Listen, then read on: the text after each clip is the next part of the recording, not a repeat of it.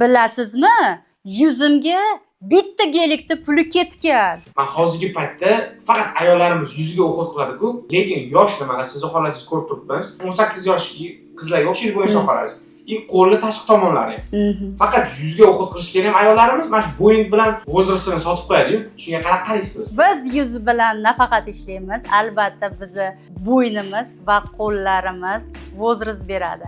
Shuning uchun biz yuz bilan ishlaganimizdan keyin обязательно bo'yin bilan, dekolte bilan ishlashimiz kerak. Qo'limizga ham xuddi shunaqa kollagen stimulyatsiya kerak bo'lsa, mayda ajinlar bo'lsa, yengil filler bilan, kanyula bilan ishlab beramiz.